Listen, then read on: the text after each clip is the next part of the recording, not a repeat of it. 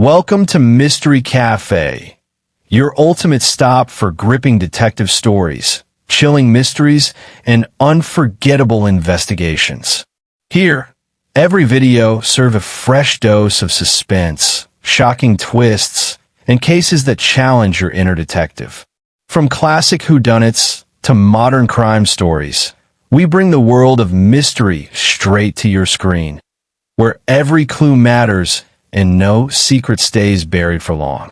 Before we start unraveling today's mystery, we'd love to know, where are you watching from? Globe showing Europe, Africa. Drop your country, city, or stay in the comments, and let's see how far the Mystery Cafe family reaches. Magnifying glass tilted right. The Golden Spider Murders, Chapter 1. The boy at the window. Most people can walk past the old brownstone on West 35th Street without slowing down enough to wonder what goes on inside. I've often thought that's for the best. If every passerby knew that Nero Wolfe, genius, orchid fancier, gourmet and tyrant, conducts business in there, we'd need a revolving door for clients and an armed guard to keep reporters off the stoop. But on the particular Tuesday this story began, the brownstone was as quiet as a cathedral, as serene as Wolfe himself when he's within reach of food. It was nearly dinner, and that means the house must operate at a level of silence that would make a monastery feel rowdy. Fritz, our chef, had delivered us a platter of chicken that looked innocent enough. It wasn't. Wolfe's fork had barely scraped the sauce before he froze, stiffened, and leveled a condemning glare at Fritz. "Saffron? Tarragon?" Wolfe rumbled, his voice deep enough to vibrate the utensils. "This is not the dish I ordered." Fritz, long-suffering but brave, offered, "I thought you might enjoy an improvement." "Improvement," Wolfe echoed, as if the word were an obscenity. "Without consulting me? Remove it. Dispose of it. I refuse to risk my palate on unauthorized innovation." I exchanged a glance with Fritz. I would have gladly eaten the dish myself, but at that moment, arguing with Wolfe was as pointless as teaching a mule ballet. Fritz retreated with the plate, and Wolfe demanded 4 coddled eggs and toast, his emergency meal for emotional recuperation. I was about to tell Wolfe what happened at the bank when the doorbell rang. Normally we ignore that sort of disturbance during meals, but the ring was rapid, impatient, someone who believed their business trumped Wolfe's dinner. That made them either bold, foolish, or both. Fritz appeared in the doorway with raised eyebrows. "A boy to see you, sir." "A boy," Wolfe growled. "I will not have interruptions at meals." That was my cue. "Come on in, Pete." I had met him earlier. A wiry street kid with a mop of hair, quick eyes, and a grin that implied he'd seen things no kid should. Wolfe scowled as if I'd invited a hyena to tea, but after his childish outburst over the chicken, I figured he could use the company of another juvenile. Pete shuffled in, hat in hand, nervous but determined. Mr. Wolfe, I got a case." Wolfe's eyebrows lifted. The man hates interruptions, but he loves those 4 words. "State your business," Wolfe ordered, gesturing irritably. "Briefly, Mr. Goodwin is already late for an engagement." I took my notebook and settled in. Pete's small voice filled the room. "It happened about an hour ago," he began. "I was at 35th and 9th working the white racket." Wolfe frowned. "The what?" "You know, when a car stops, I run up with a rag and wipe the windshield. People give me nickels, sometimes." Wolfe nodded once, as if accepting that some children do indeed live outside libraries and opera houses. Pete continued. "So, this big grey Cadillac stops at the light, fancy, Connecticut plates, the woman in the front seat. She leans over real close to the window and moves her lips like this. 'Help! Get a cop!' Real quiet. I couldn't hear, but I can read lips. Then the guy next to her sticks a gun in her ribs. They pull off fast. I'll admit, my pulse ticked up a notch." "You memorized the plate?" Wolfe asked. "Yeah, Connecticut YY-9432. I wrote it down. Wolfe leaned back, fingers pressed together. You are certain the woman intended you to see her? Pete nodded earnestly. She looked scared, mister. Real scared. Wolfe drummed his fingers. Interesting. What do you seek from me? Pete shuffled. Well, I seen something big, I figure. If they kill her and I tell the cops who it was, maybe I get a reward. But this is too big for me alone. I need help. Thought we could go 50-50. Wolfe closed his eyes. Archie, call Inspector Kramer's office. Give them the license number and tell them they may wish to investigate discreetly. Pete stiffened. Hey, don't tell them it was me. I don't want to get marked. Wolfe nodded curtly. Of course not. I called Manhattan Homicide. Kramer wasn't in, but Sergeant Pearlie Stebbins answered. I passed along the bare facts without giving Pete's name. When I hung up, Pete's shoulders relaxed. Then he glanced at the clock. I gotta go, 7:45. Ma wants me home. He reached for his hat and gave a grin meant to look brave, but missed the mark. Thanks, mister. See you tomorrow. He ran out into the misty evening. Wolfe exhaled. A peculiar case. Yeah, I said. But he's a good kid. After dinner, Wolfe's backup eggs restored his fragile world order. I went to watch a billiard match. But I kept thinking of Pete at that car window, mouthing a message he didn't understand. By the next afternoon, everything had changed. When the doorbell rang, Wolfe ordered me to send the intruder away. I expected Pete's grin. Instead, I found Pearlie Stebbins, his hat dripping from the rain, his face carved from granite. Where's Wolfe? I brought him in. Wolfe looked up with annoyance that vanished when Pearlie delivered the news. A boy was run over this morning at 35th and 9th. Witnesses saw a dark grey Cadillac, Connecticut plates, YY-9432. He died at the hospital. Wolfe's voice was low. The boy's name? Pearlie hesitated. Peter Dross. Every sound in the brownstone died. Even the orchids upstairs must have held their breath. Wolfe stared at the floor as if someone had overturned one of his precious orchid pots. When he finally spoke, it wasn't loud, but it was final. We will find his killer. Pearlie left with a stiff nod. I didn't move for a moment. The house felt wrong, cold. Wolfe finally turned to me. Archie, retrieve your notebook. Yes, sir. His eyes, usually serene, had a hard edge. The woman with the spider earrings. Find her. Find them all. And that's how the whole damn thing started. Chapter 2. The Woman in the Earrings. The morning after Pete Dross died, the brownstone felt heavier. Even Fritz moved around the kitchen as though the frying pans had gained weight overnight. Wolfe kept to his routines, but there was an edge to him. Not noisy, not dramatic, just a tightening around the eyes that meant someone, somewhere, was going to be very sorry. At 11:45, Fritz told me someone was at the door. Pete, I thought. Reflex. Habit.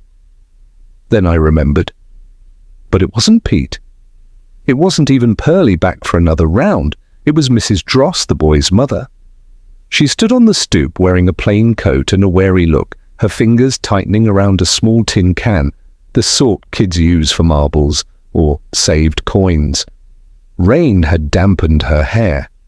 Her shoes were the kind you buy because they last, not because they look good. Is Nero Wolfe here? She asked. Her voice had a firmness you don't usually hear from someone holding their grief in one hand and their child's last possession in the other. I stepped aside. Yes, ma'am. Come in. Wolfe was in his office at the desk, not reading, not writing, just thinking. When the door opened, he looked up, saw the woman, and rose halfway out of his chair. For Wolfe, that's the equivalent of an ordinary man jumping to his feet in shock. Mrs. Dross, he murmured. She nodded, moved closer, and set the small can on Wolfe's desk. Her fingers lingered on the lid. "My boy Pete," she said, "told me to bring you this." Wolfe's face tightened. She lifted the lid. Inside was the money Pete had scraped together doing whatever jobs a street kid could get, wiping windshields, fetching groceries, probably running the occasional errand for someone who didn't ask too many questions. "Pete told me," she continued, "that you two were partners." Wolfe flinched. Not visibly, but if you know Wolfe as well as I do, you see the subtle ones. She went on. He said you would know what to do." Then she stepped back, as if she'd delivered the last thing keeping her upright. Before Wolfe could speak, Pearlie Stebbins barged in without even letting Fritz announce him. He stopped short when he saw Mrs. Dross. "Ma'am," he muttered awkwardly, "maybe I should—" "No," she interrupted. "Go ahead, I've said my piece." She gathered her coat, nodded once toward Wolfe, and walked out. Fritz escorted her gently. The door closed. Pearlie let out a slow breath. "Tough lady?" "Yes," Wolfe said quietly. Then Pearlie turned the bulldozer back on. "Now I want the truth, Wolfe. Yesterday, you called me about that Cadillac. You knew something. And that kid—" His jaw tightened. "He ate at your table, and now he's dead, so don't—" "Stop," Wolfe snapped. The room went silent. Wolfe's voice was low, but the air in the room crackled. "I will not be harangued like a delinquent schoolboy. You want the truth? Then listen. I didn't know the child was in danger. I didn't know the Cadillac would return. But I know this. Whoever killed him will answer for it." Pearlie hesitated, then sank into the red leather chair like a man sitting on broken glass. "Go on," he said. Wolfe adjusted himself back into place, his eyes sharpening. "The woman in the Cadillac is the key. The earrings, large gold spiders, are significant. They will identify her when she appears—" He didn't finish, because the doorbell rang again. This time, it wasn't Mrs. Dross or Pearlie. It was her, the woman with the spider earrings. She was elegant in a tailored coat, her hair pinned neatly, her gloves expensive and immaculate, and hanging from her ears were unmistakable gold spiders, the same ones Pete had described. She offered a clipped, controlled smile. "I'm Mrs. Laura Fromm. I believe you placed an advertisement regarding a boy at 35th and 9th? Wolfe's eyes flicked once to me. That was my cue to collect her bag, check for weapons, and get her seated. She didn't protest, but a faint annoyance crept into her expression. When she sat opposite Wolfe, the familiar interrogation geometry formed, the client across the desk, Wolfe looming behind it, and me on the sidelines ready to jump in when Wolfe's tolerance evaporated. Mrs. Fromm folded her hands. "I want to see the boy." She said it calmly, as though she expected Wolfe to produce Pete like some parlor trick. "You cannot," Wolfe said. "And why not?" "Because," I answered gently, "Pete Dross is dead." A pause, a long one. Not the dramatic gasp type, more like a controlled freeze, the kind you see in people trained to keep emotions off their face. "I see," she murmured. Her fingers tightened around her purse. Wolfe leaned forward. "You were the woman in that Cadillac." "No," she said. "You wore those earrings." "Yes, but I was not in that car." Wolfe tapped a finger on the desk. "Prove it."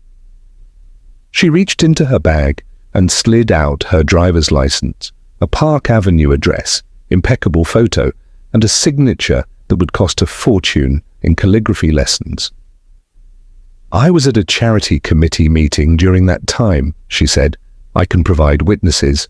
But that boy—" She swallowed. "When I heard he died, I came here to discover what he told you."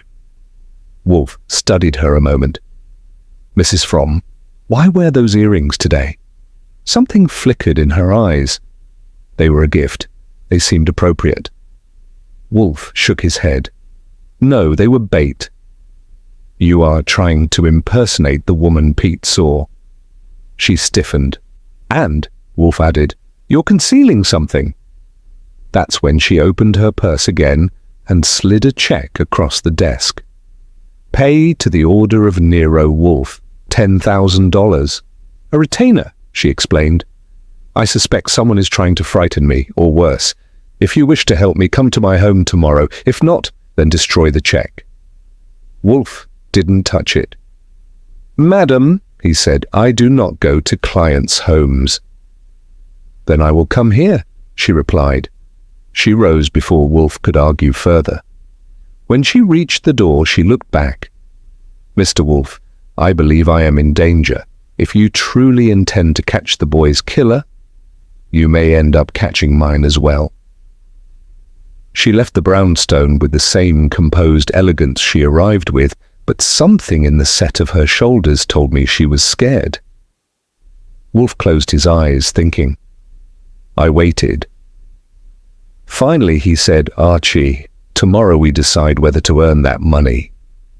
It turned out we wouldn't get the chance, because by noon the next day Mrs. Fromm was dead too. Chapter 3. Death Comes. Calling. By the time noon hit the next day, the brownstone was bracing for the arrival of Mrs. Fromm, her promised follow-up visit to discuss whether Wolfe would take her case. Fritz had laid out the lunch service with the solemnity of a state banquet. Wolfe had cleared his schedule, and I had reorganized my notebook in anticipation of the fireworks Mrs. Fromm was bound to bring. At 12:18, Wolfe checked his watch with irritation. She's late, he announced, as if her tardiness were a personal insult. Maybe her elevator stalled, I offered. Pfui, elevators do not malfunction at the precise moment one arranges an appointment with me. Maybe she overslept? That woman does not oversleep, she plots. Before I could argue further, the doorbell rang, not with Mrs. Fromm's crisp two-tap cadence, but with a frantic, continuous buzz that made the whole house shiver. I went to the door, expecting a delivery boy or perhaps Pearlie returning to chew us out again. Instead, two well-dressed men stood on the stoop, both severe, solemn, and holding their hats in a way that told me their news would spoil someone's appetite. One extended a card, Dennis Harron, attorney at law. The other, James Albert Maddox, Esquire Great, a lawyer jamboree. Exactly what Wolfe needed to improve his mood. We must see Mr. Wolfe immediately, Harron said. It's urgent. Urgent enough to interrupt Wolfe before lunch, which meant undeniable catastrophe. I brought them into the office. Wolfe glared. Gentlemen, your intrusion is ill-timed. Harron cleared his throat. Mr. Wolfe, there's been a tragedy. Mrs. Laura Fromm is dead. Wolfe's fingertips froze mid-drum on the armrest. Explain. Harron exhaled as though every word pained him. Her body was discovered an hour ago, struck and killed by an automobile near her home. I waited for Wolfe to explode, but he didn't. He went completely still, a tactic that usually meant his brain was rearranging the universe into an order he preferred. How unfortunate, Wolfe finally said. His tone was dry enough to turn the Sahara green. Unfortunate didn't begin to cover it. In 48 hours, 2 people connected to that Cadillac had been killed, and both deaths carried the same signature: deliberate, controlled vehicular homicide. Maddox stepped forward. Mrs. Fromm was a former client. We came to understand the conditions under which she issued you a check for $10,000. Conditions? Wolfe repeated. Her reasons? Yes. As the executor of her estate, I must determine whether that payment was valid and whether you rendered value in return. Translated, they wanted the money back. Wolfe's eyes narrowed. She received nothing, but I intend to earn that money. I will not return it. Maddox bristled. This borders on obstruction. Her conversation with you may be material evidence. Then produce a subpoena. Wolfe snapped. You will get nothing voluntarily. Haran's tone softened, anxious. Mr. Wolfe, if you know anything at all that could clarify why she was killed— I do not, Wolfe lied smoothly. Haran and Maddox exchanged a suspicious look, but seemed unsure how far to push Wolfe. No one is ever sure, which is why most people stand back and let him operate from his mountain. When the lawyers left, Wolfe deflated into his chair and closed his eyes. His voice was a whisper, which meant he was furious. Archie, she was alive yesterday afternoon. She walked out of this house, and now— I know, I said, quietly. He opened his eyes again, bright with a hard glint. You will retrieve photographs of every person associated with her, staff, colleagues, acquaintances. Bring them to me tonight, and alert Saul and Fred. There is work. That was when Fritz poked his head in. Excuse me, a visitor for Mr. Wolfe. Not another lawyer, I muttered. It wasn't. It was a blonde woman with sharp, disciplined posture and a tension around her eyes that made it clear she'd either been crying or wanted to but refused to give in. My name is Jean Esty, she said. I was Mrs. Fromm's personal secretary. Wolfe offered her a seat. Why are you here, Miss Esty? She steadied herself. I heard the news and immediately thought of something Mrs. Fromm told me. She was worried someone at the Association for European Refugees was involved in something illicit. Wolfe leaned forward. What kind of illicit? She didn't say, but she believed someone was passing immigrant names, illegal entrants, to criminals. She suspected blackmail. She feared a scandal. She wanted to protect the association. The association? That shadowy charity that sounded too earnest to be innocent. I asked, did she mention a woman wearing gold spider earrings? Esty blinked. No, she hated those earrings, said they were gaudy. Wolfe's brow climbed. Interesting. Esty looked between us. I thought I should tell you. She trusted you. That remains to be seen, Wolfe said. Miss Esty, did you inform the police of this? No, I don't know who to trust. I thought you would know what to do. Wolfe bowed his head slightly. For Wolfe, it was practically sentimental. Very well. Archie will escort you home. Esty hesitated. Do you think her death is connected to the boys? Yes, Wolfe replied without hesitation. She blanched, murmured a thank you, and allowed me to walk her out. The moment the door shut behind us, Wolfe called out from the office, Archie, telephone Saul and Ori. Tell them we begin tonight. I poked my head back in. You have a plan? Not yet, but I have a vector. Toward what? He looked up, eyes blazing with the first real fire since Pete's death. Toward the woman who sat in that Cadillac and mouthed for help. The spider earrings, the imposters, the thieves, the killers, they converge, and I shall follow that convergence. And end up where? Wolfe grunted. At the doorstep of the murderer. Now go.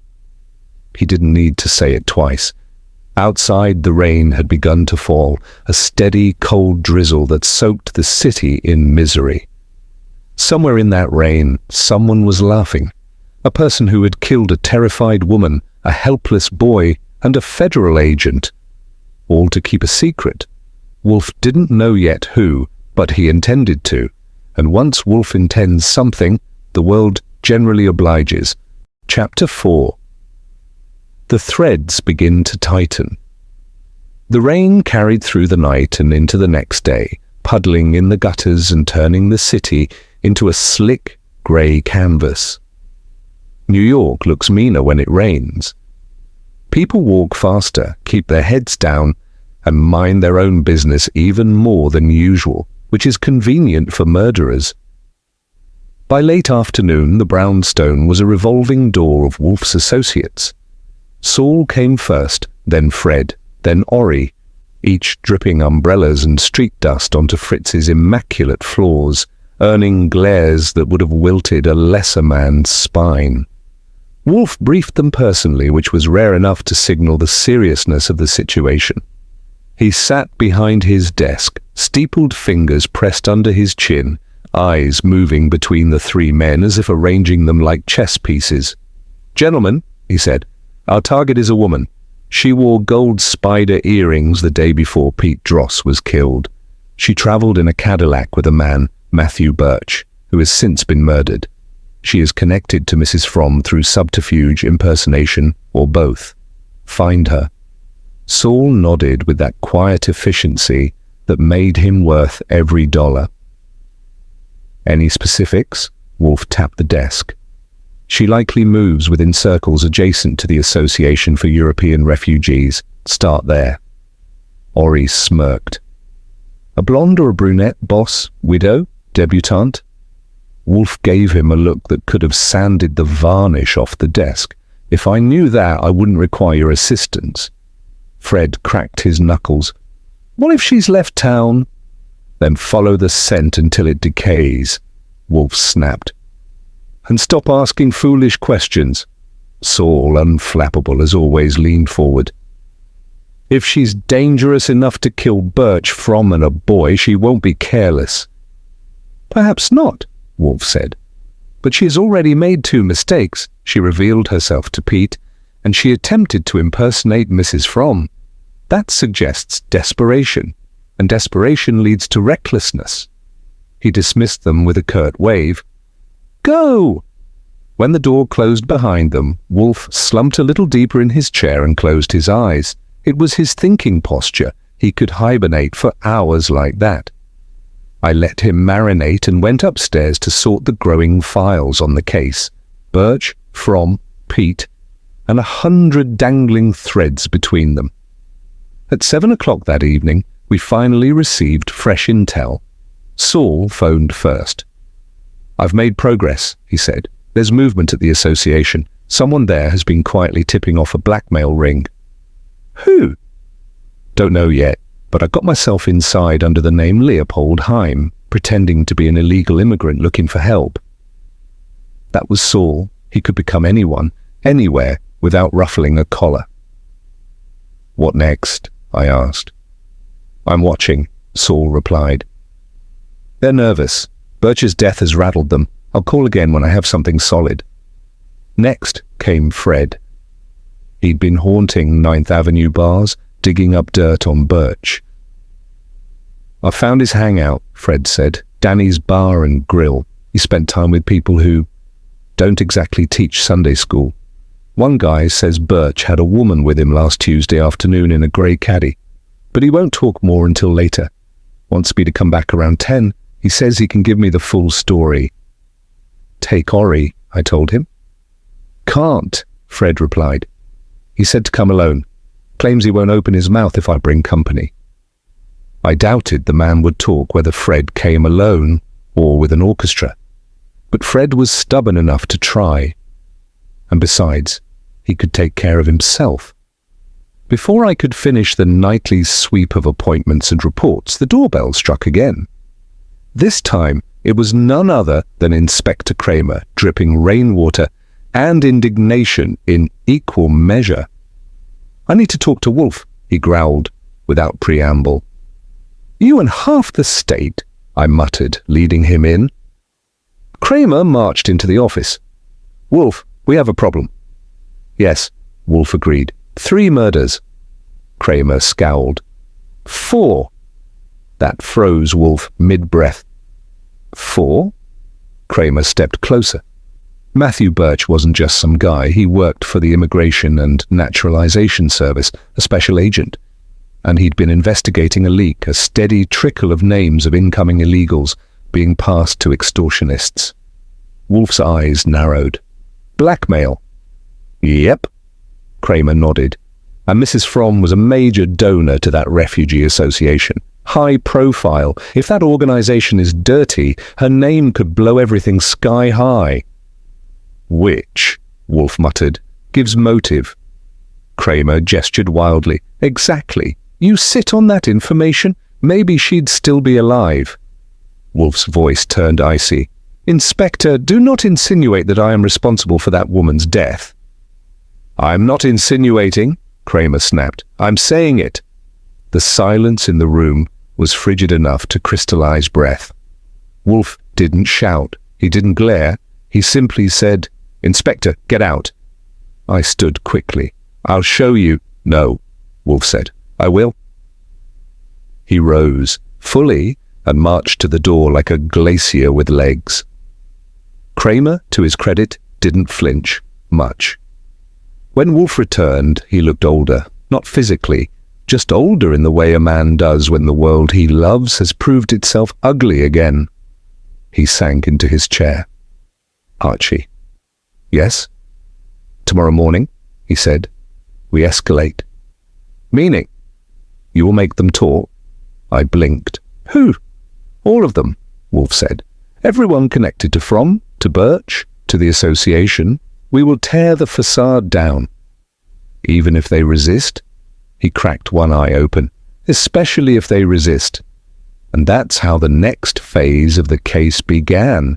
Not with a breakthrough, not with a clue, not with a revelation, but with Wolfe, angry and determined, deciding the city had stalled long enough. If New York wouldn't give him answers, he intended to yank them out by the roots. Chapter 5. Shadows Beneath the Waves. Councilman Hollis. Waverley stood rigidly in the doorway, the silver wave-shaped bracelet glinting behind him like a silent accusation. Jessica felt the weight of the moment settle heavily between them, an invisible line dividing truth from deception. Mort Metzger broke the silence first. "Waverley, you can either cooperate now or we'll get a warrant and do this the long way." Waverley's nostrils flared. He wasn't used to being spoken to like that. Not in his own home, and certainly not by Cabot Cove's sheriff. "I've told you I was home," he said stiffly. "What more do you want?" Jessica answered quietly. "The truth." The councilman's eyes flicked toward her, and something in his expression shifted, a crack in his confidence. But before she could press further, a voice echoed from deeper inside the house. "Hollis, who's at the door?" Jessica and Mort exchanged a startled glance. Waverley had insisted he was alone. A moment later, a woman stepped into view. She was in her mid-40s, dressed in casual travel clothes, her hair pinned loosely. Her face was familiar in a distant, foggy way. Jessica recognized her from charity galas, holiday parades, and the occasional town hall meeting. It was Amelia Waverley. Mort straightened. "Mrs. Waverley? We were told you were in Portland." Amelia blinked. "Portland? I haven't been there in weeks." The look she gave her husband was sharp enough to cut through bone. Hollis swallowed hard. "Amelia, But Amelia wasn't listening to him. Her gaze had already landed on the bracelet displayed in the glass frame. "Oh," she whispered. "You found it." Jessica studied her carefully. "Mrs. Waverley? What is the significance of that bracelet?" Amelia stepped toward it, her fingers trembling slightly as she brushed the glass. "It belonged to my grandmother. My family passed it down for generations. Every woman wore it at 18. When my mother died, I inherited it." Jessica's heart rate quickened. "And where was it before today?" "In my jewelry box." Amelia frowned. "Why?" Mort answered. "Because a man who died last night had a torn photograph showing a woman wearing that same bracelet." Amelia went pale. I don't understand." Jessica stepped closer, voice gentle. "Mrs. Waverley, were you supposed to meet Daniel Pierce last night?" Amelia recoiled. "I don't know anyone by that name." Hollis cut in sharply. "That's enough, Jessica. My wife has nothing to do with this. You're harassing us." Jessica ignored him. "Mrs. Waverley, the lighthouse. Did you go there recently?" Amelia blinked rapidly. "The lighthouse? No. Why would I?" But her voice faltered the moment she spoke. Jessica noticed the nervous way she clasped her hands, and something else, faint scratches on her wrists, as though she'd scraped them against rocks. Mort's eyes followed Jessica's. "Amelia, where did those scratches come from?" Amelia instinctively pulled her sleeves down. "They're nothing. I tripped in the garden." Hollis stepped forward, placing a protective hand on his wife's shoulder. "That's enough questions, Sheriff. We're done here." Mort's jaw tightened. This isn't over, not by a long shot. As they left the Waverly house, Jessica paused at the driveway.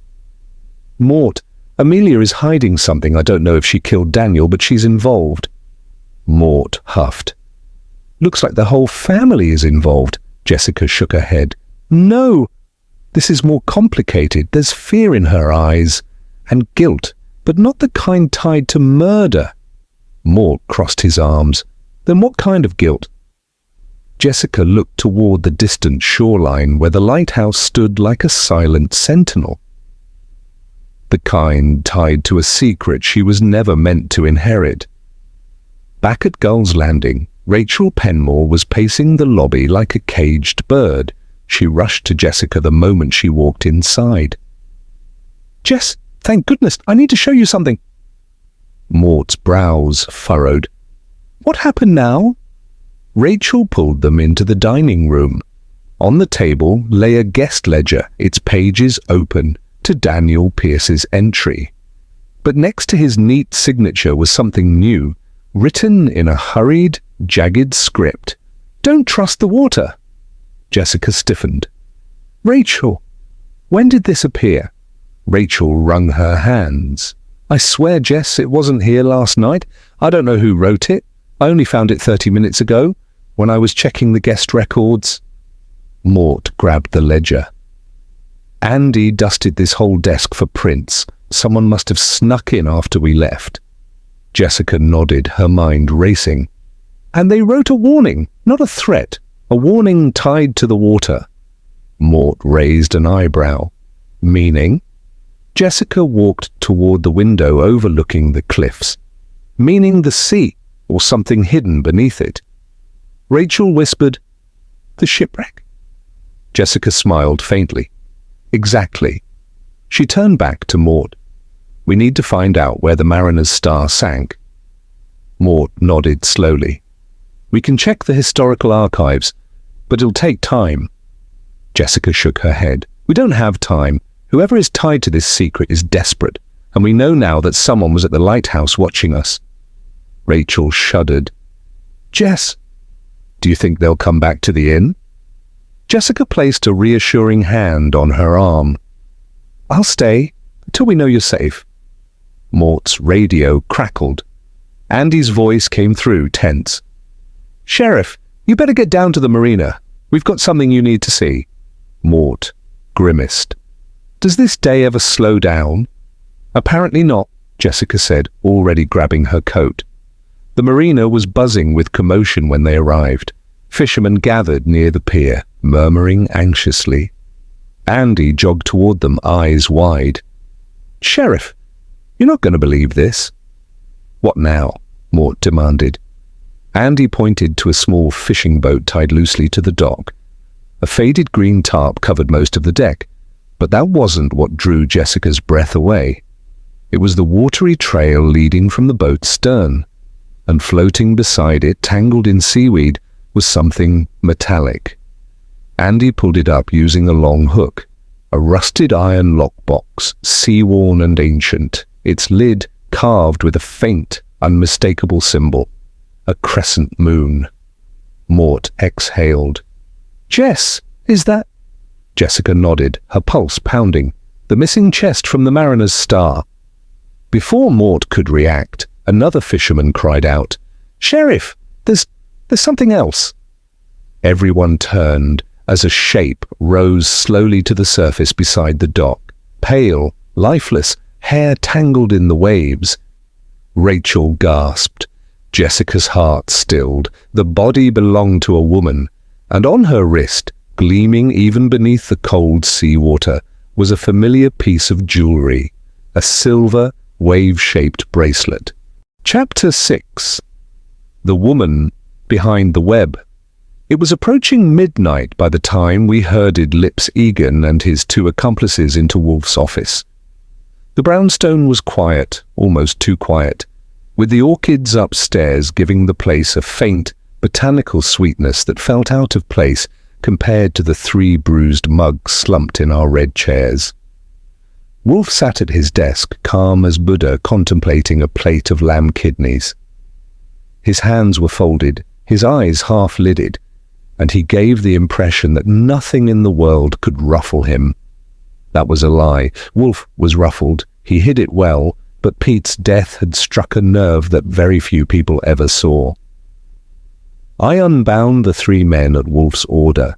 They rubbed their wrists and shot us looks that promised future pain if the law didn't intervene first. Wolfe began with a sigh that could have chilled a furnace.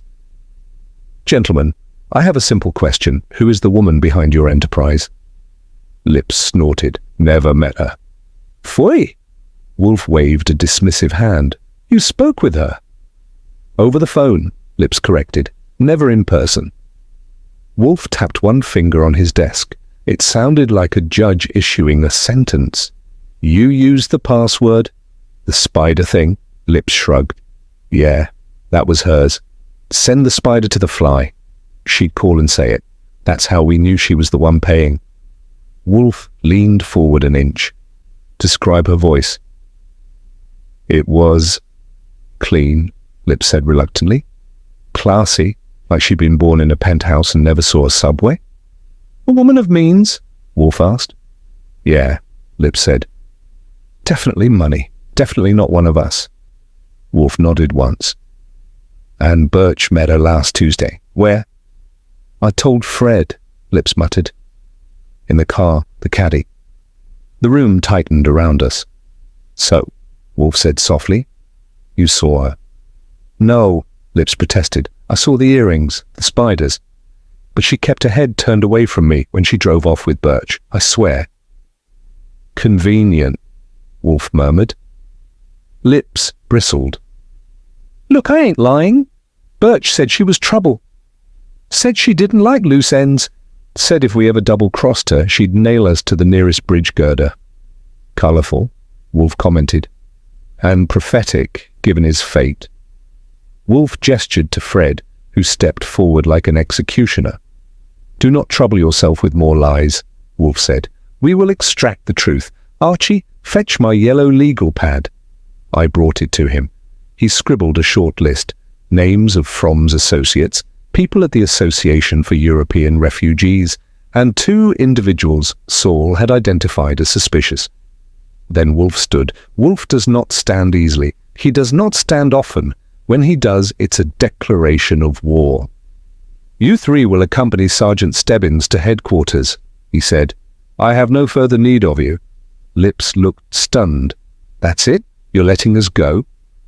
"I am not the police," Wolfe said sharply, "but they are interested in your recent attempt at extortion, your prior assault, and the minor matter of a federal agent's murder. If you survive their hospitality, you may consider yourselves lucky."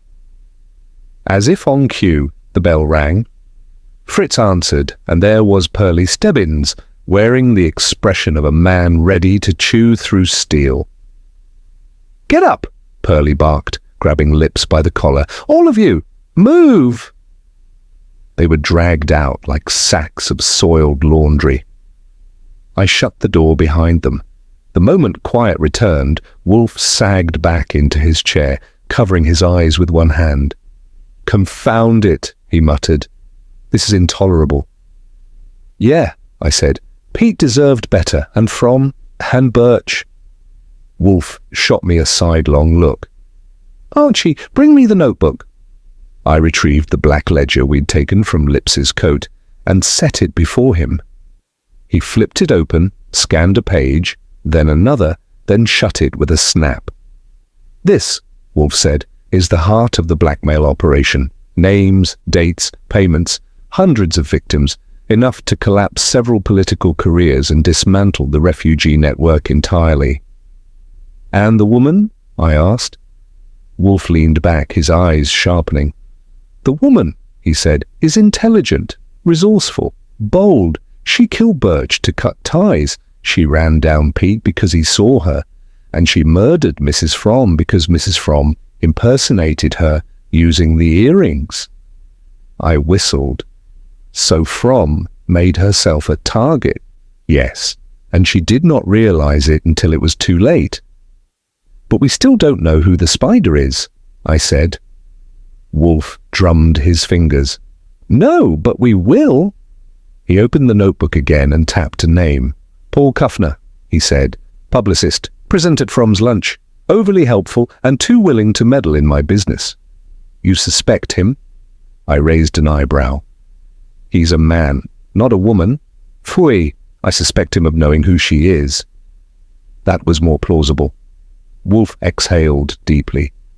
Archie, fetch Saul, and Miss Esty, and Kuffner, and Angela Wright, and Mr. Harron. Bring them here tomorrow evening. All of them? I asked. Yes, we will gather the entire constellation around Mrs. Fromm, every orbiting body, and when they are here, we will reveal the spider. Won't they object to being summoned?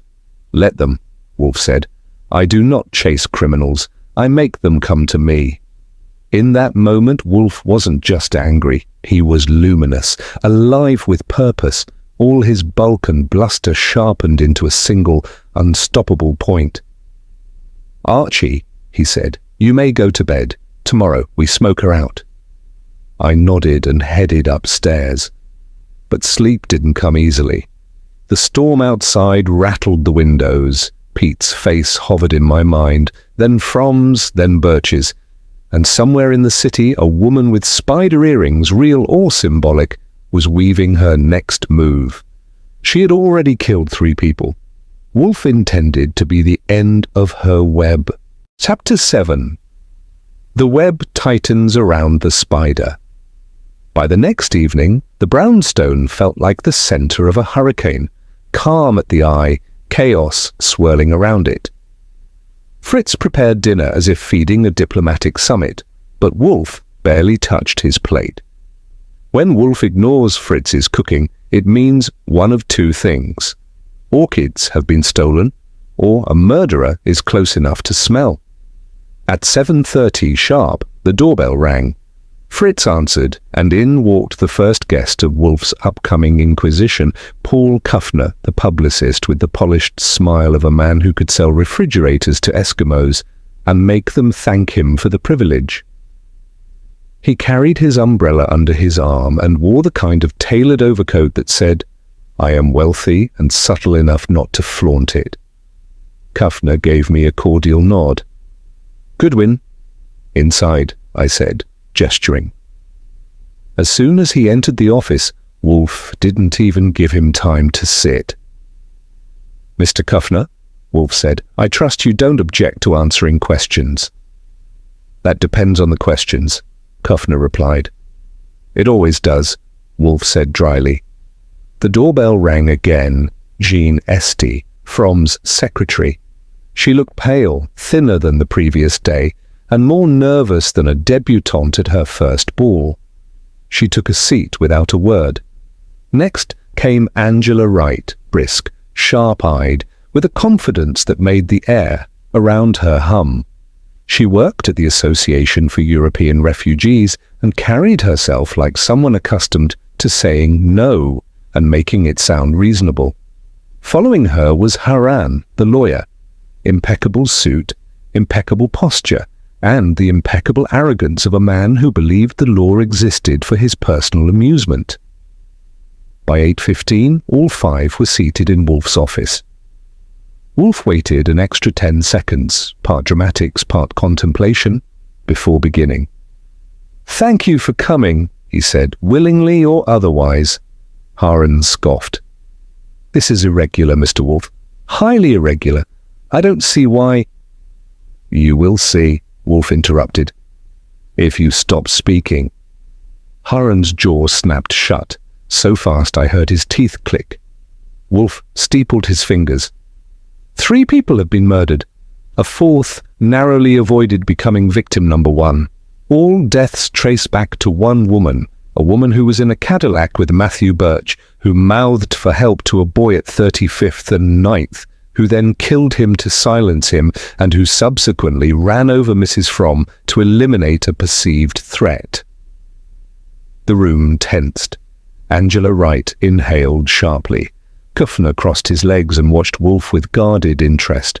Esty clasped her hands so tightly her knuckles blanched. Wolfe continued, "That woman is among you, the spider in this affair." A long, bone-deep silence followed. Then Haran burst out, "That is outrageous." Wolfe didn't even blink. "Mr. Goodwin, please silence Mr. Haran." I turned toward Haran, whose indignation deflated into caution. "I can silence myself," he muttered. "Good," Wolfe said. "Now let us begin." He pointed to a small table beside him. Upon it sat an unremarkable brown box, cardboard sealed with twine. "In this box," Wolfe said, "is evidence tying one of you to the spider earrings." Esty gasped. Angela's eyes darted to the box. Haran stiffened. Kuffner smiled carefully. Too carefully. Wolfe didn't open the box. He didn't have to. Its mere presence had done the work. "Mrs. Fromm," Wolfe continued, "purchased those earrings and wore them when she came to see me. She was impersonating the real woman. She thought by wearing them, she would draw out the truth about a conspiracy within the Refugee Association. Instead, she signed her death warrant." Angela's face hardened. "Are you accusing us of killing her?" "No," Wolfe said calmly. "I am stating that one of you had the most to lose if Mrs. Fromm uncovered the truth." "And what truth is that?" Haran demanded. "That someone within the association was funneling names of immigrants to blackmailers," Wolfe said. "A traitorous act that placed lives in danger and produced a financial windfall." Wolfe reached for the box. Everyone leaned forward, except Wolfe. He didn't open it. Instead, he turned his gaze to Kuffner. "Mr. Kuffner," Wolfe said, "you were present when Mrs. Fromm expressed concern. She trusted you. She told you her suspicions. You claimed to have her interests at heart. Did she tell you about the earrings?" Kuffner hesitated only a heartbeat. "No, she didn't mention earrings at all." Wolfe nodded. "Very well." He turned to Angela Wright. "Miss Wright, did Mrs. Fromm confide in you?" Angela sat straighter.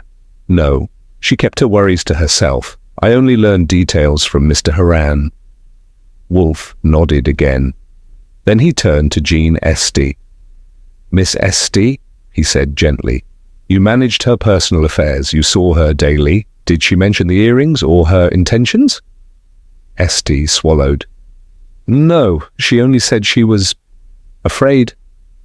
"Thank you," Wolfe replied. He turned to Haran last. "Mr. Haran, as her attorney, did you know she visited me?" Haran hesitated. "She told me she would seek your help, but I did not know she had already done so."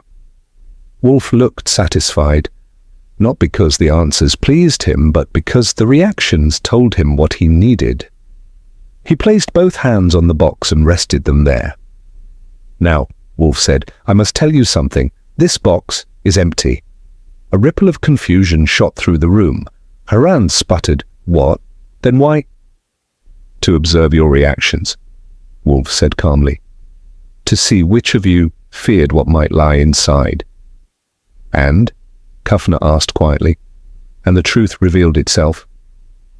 Wolfe leaned back. "Mr. Goodwin, you may prepare to fetch Inspector Kramer." "Who?" Haran demanded. "Who is the killer?" Wolfe's eyes landed on one person, steady, unmistakable. "The spider," Wolfe said, "is here tonight. And she has already revealed herself to me. But the unveiling must wait for all interested parties, including the police." Right then, the bell rang again. I went to the door, half expecting Kramer.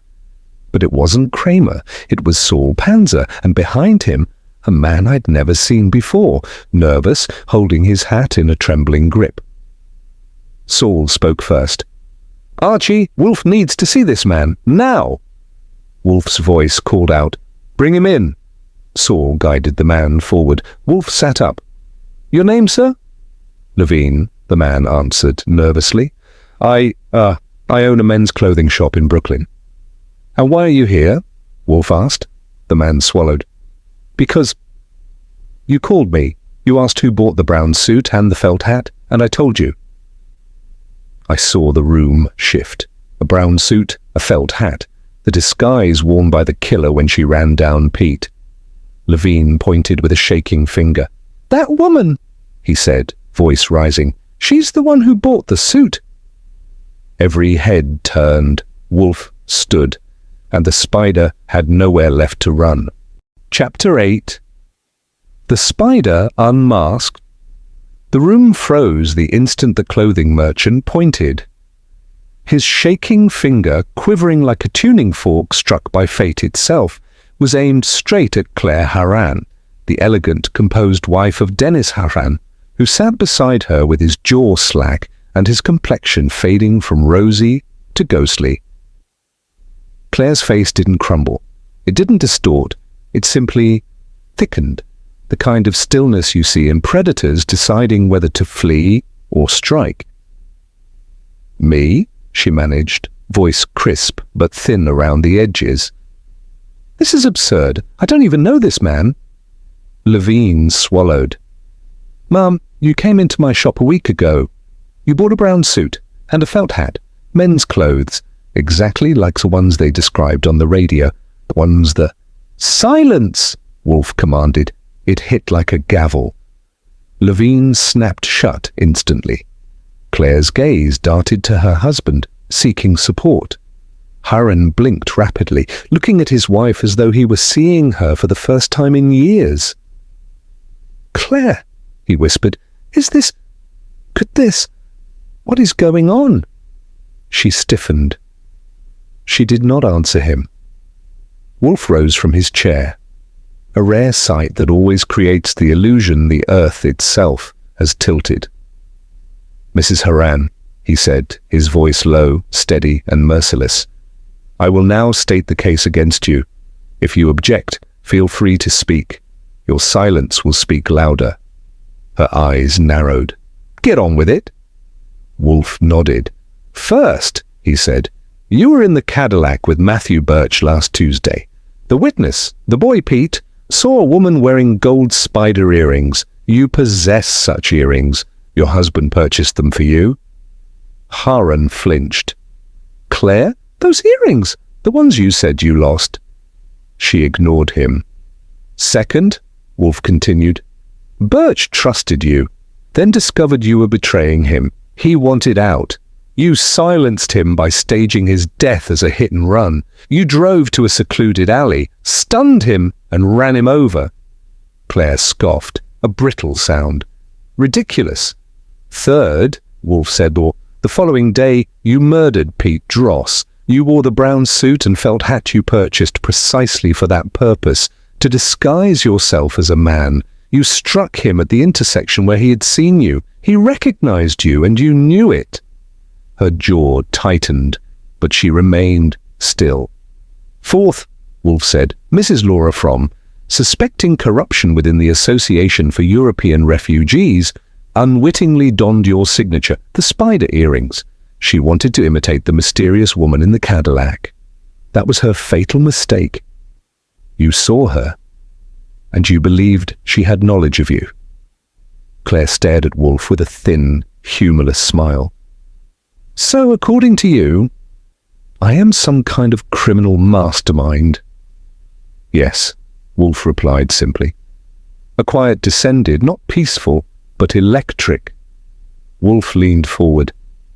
Mrs. Haran, 5 days ago you drove a terrified woman through Manhattan with a gun pressed into her ribs. Yesterday, you drove your car over Mrs. Fromm. You have left a trail of bodies as neatly arranged as a pattern in a spider's web. Claire's eyes flicked toward the door, toward the window, toward me. She was calculating escape routes. That told me Wolfe had her dead to rights. Saul and Fred entered quietly, blocking the exits. Kuffner's chair creaked as he leaned back in stunned disbelief. Angela Wright's hand flew to her mouth. Jean Estey trembled visibly. "Harren!" Harren looked as though his life had collapsed beneath him. "Claire," he whispered, "tell me this isn't true." She turned to him slowly, and the expression she wore was not guilt, it was contempt. "Dennis," she said coldly, "you have no idea what I've done for us, what I've carried, how much I've held this marriage, this life together, while you played the shining attorney." His face drained further. "Claire, what are you saying?" Her laugh was soft, bitter. "You never saw anything, not the threats, not the leverage, not the opportunities. When the association became compromised, I took control of the situation. I managed what you couldn't. You blackmailed refugees?" Angela gasped. "Oh, please," Claire snapped. "They came here illegally, dodging proper channels. They were living in our country because somebody made an exception. Exceptions carry costs." "And the murders?" Haran choked. "They were necessities," Claire said. Matthew grew afraid. He talked too much. Pete was an accident waiting to happen. That Fromm woman was wearing my earrings, pretending to be me, walking into danger she didn't understand. Her chest rose and fell rapidly. Her mask was slipping. "And you thought killing them solved anything?" I asked. She turned her glare on me. "It solved everything." "No," Wolfe said quietly.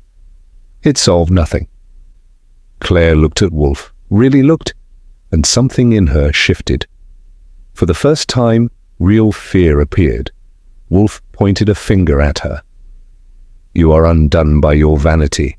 Every step you took, the earrings, the disguise, the impulse to impersonate sophistication, reveals you. You could not resist the theatrical. It betrayed you." Pearlie Stebbins burst into the room then, Kramer right behind him. I gestured toward Claire. "There's your spider." Kramer froze. Then he moved so fast the air tensed. "Mrs. Haran, stand up." Claire rose slowly, like a queen refusing to bow. "You have no proof I was in the car," she said sharply. "Lady," Pearlie said, stepping forward, "we found your Cadillac 2 blocks from the alley where Birch died. Fresh dent on the frame, blood trace under the wheel well, and Levine here just nailed you on the disguise used to kill the kid." Claire's lips parted. She almost said something, an insult, a denial, a scream, but no sound came out. Kramer snapped cuffs around her wrists. "Claire Harren, you are under arrest." Harren didn't protest. He didn't move. He simply watched his wife escorted out of Wolfe's office, shock hollowing him out. When they were gone, silence filled the room like a thick fog. Wolfe sat heavily, finally letting the weight of the days settle. I approached. "It's over." "No," Wolfe murmured. "It is finished." "Not the same thing." Fritz entered cautiously. "Gentlemen, would you like coffee?" Wolfe groaned. "Yes. Bring Mr. Goodwin a pot as well. He needs it."